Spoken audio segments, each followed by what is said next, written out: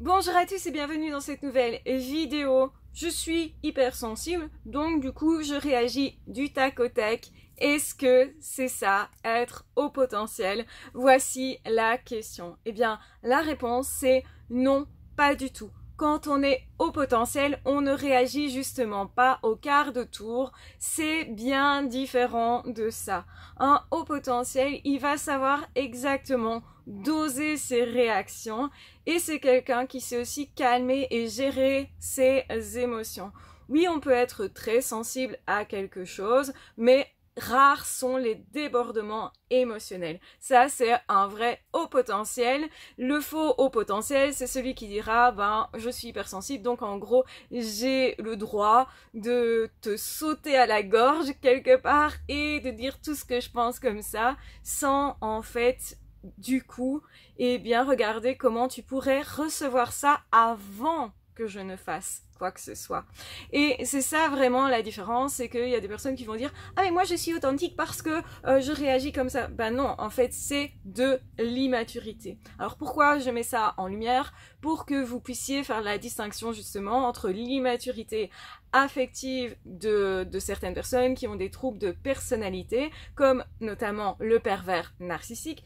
Je rappelle que effectivement c'est une affection qui se retrouve effectivement dans les troubles psychiatriques parce que, on peut pas être pervers narcissique sans avoir un trouble de personnalité de type B.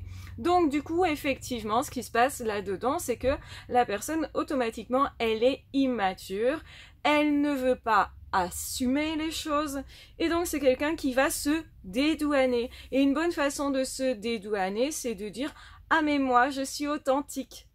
En fait, c'est pas de l'authenticité, c'est juste, tu as dit ce que tu penses, certes, mais c'était mal dosé et c'était surtout égocentré, donc centré que sur soi et pas sur l'autre. Et ça, c'est spécifique des personnes narcissiques et pas spécifique des hauts potentiels. Donc les personnes qui se font passer pour des hauts potentiels sans l'être vont dire « Ah mais moi j'ai des émotions ». Bah oui, mais c'est pas parce que tu as des émotions que tu es haut potentiel.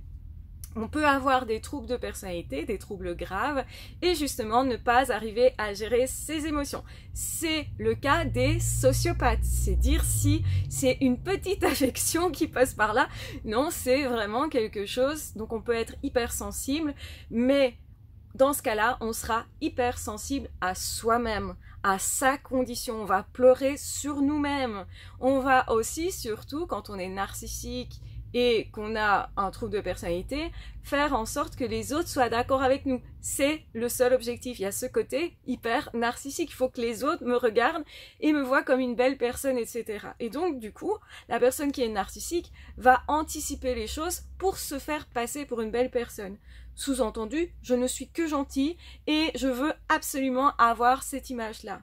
À l'inverse, le haut potentiel, lui, il veut la justice, il veut la vérité et souvent il s'en fiche de comment les autres vont le percevoir. Il va être content évidemment si il peut discuter et être lui-même. Donc là, on le voit comme il est et donc oui, ça fait plaisir.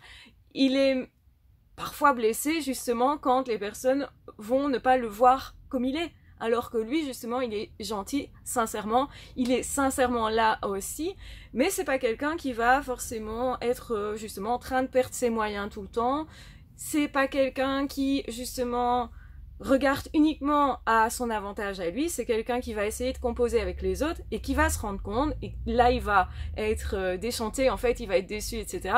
Il se rend compte que l'autre a pas du tout les intentions de composer avec lui, parce que l'autre est narcissique et a un trouble de personnalité où justement il ne regarde que son propre intérêt et c'est toujours au désavantage de l'autre. Et là, effectivement, ils peuvent se sentir hyper offusqués de ça parce qu'ils auront été trahis, dupés, puisque généralement un narcissique veut dire manipulateur. Donc une personne manipulatrice, c'est la personne qui va attaquer en premier et qui va toujours essayer de salir l'autre pour ne pas perdre la face soi. C'est une façon, si vous voulez, d'essayer que tout le monde soit centré et son attention sur l'autre en espérant essayer de sauver les meubles comme ça parce que le narcissique, il peut pas vraiment il peut pas vraiment être quelqu'un, il peut pas vraiment être vraiment en connexion avec les autres, être vraiment sensible. Tout ce qui l'intéresse, c'est son intérêt et c'est d'être au-dessus des autres, c'est d'être le plus brillant, c'est d'écraser les autres clairement et c'est justement pas composer avec l'autre. Quand on compose avec l'autre, il y a justement le côté, eh bien on est tous les deux gagnants. Et avec un narcissique, ce n'est jamais possible. Donc ne perdez pas votre temps à essayer de composer avec quelqu'un qui est narcissique et qui peut essayer de se faire passer pour un haut potentiel parce que cette personne essaye de flatter son narcissisme. Et donc vous détecterez ça très facilement parce qu'évidemment le haut potentiel, il est créatif, il est inventif, il progresse, il apprend sur lui-même, il se remet en question, toutes des caractéristiques que n'a pas justement cette personne qui serait hypersensible, entre guillemets, mais que à lui-même. Donc il faut arrêter de penser que tous les hypersensibles sont des gentils. Les HP sont hypersensibles, mais sont hypersensibles à soi, aux autres, à la nature, à plein de choses extérieures aussi. Et du coup, eh bien, ce n'est pas du tout le même game.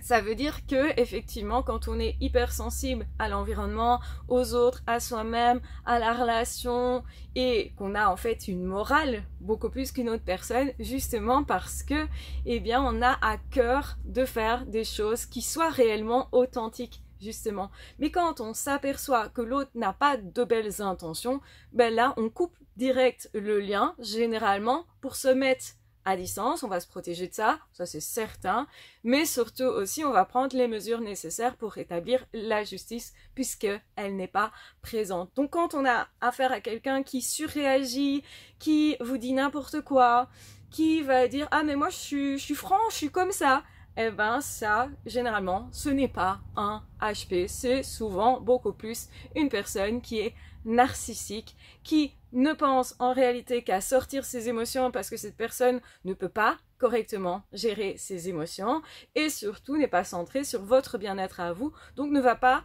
vous protéger de ces, eh bien, de ces paroles dites avec trop de franchise justement, qui peuvent extrêmement blessé. Donc le haut potentiel a pourtant plutôt ça à cœur. Quand il ne le fait pas, c'est qu'il y a déjà eu une rancœur qui s'est accumulée. Il va exploser parce que ça suffit. Il a assez protégé l'autre en fait. Ça c'est spécifique au haut potentiel. Par contre, effectivement, l'inverse, la narcissique, c'est quelqu'un qui passe son temps à prendre aux autres, qui va tout le temps veiller que à ses propres intérêts et qui se fiche pas mal que l'autre puisse souffrir de ça, qui se fiche pas mal du fait que ça soit moral, qui se fiche pas mal de l'impact sur les autres d'avoir éclaté et qui dira comme si c'était une valeur, mais moi je suis authentique. Alors attention vraiment à ces personnes qui mettent ça comme un drapeau, un étendard, je suis authentique, c'est tellement mieux, et qui vont peut-être même pointer du doigt que le HP, lui, n'exprime pas autant ses émotions.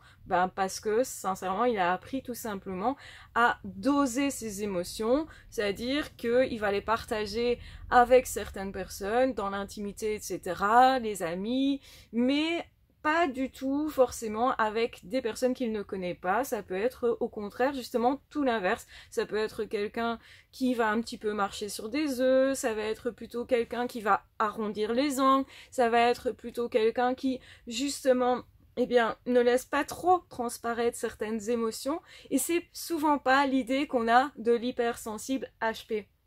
L'hypersensible HP, il est très sensible, il ressent les choses, etc.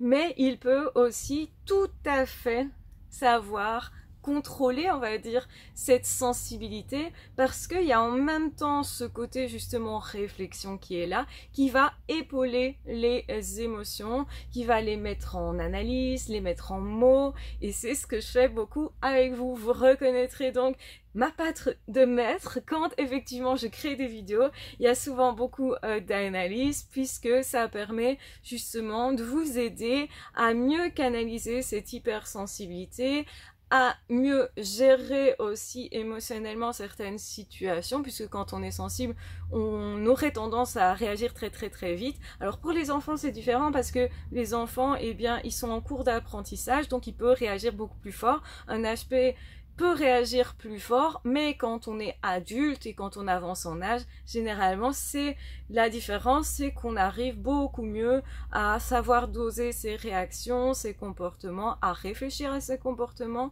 et donc à anticiper quelles conséquences ça aura sur les autres. Le narcissique se fiche pas mal des conséquences sur les autres et ne prendra absolument pas en compte le bien-être de l'autre. C'est quelqu'un qui, au contraire, va revendiquer les choses, va essayer d'influencer, de manipuler, et c'est tout ce qui l'intéresse, c'est sa petite personne, son image, c'est combien je parais grand aux yeux des autres. Voilà la préoccupation essentielle de la personne narcissique.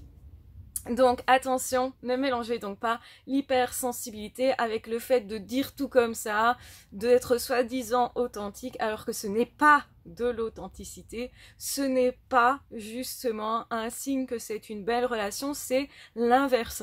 Et donc c'est important de le rappeler pour détecter à quoi nous avons affaire clairement. Voilà, je vous embrasse bien fort, je vous aime très fort, prenez bien soin de vous et on se retrouvera très vite dans d'autres audios ou dans d'autres vidéos. Ah, ciao, bye bye.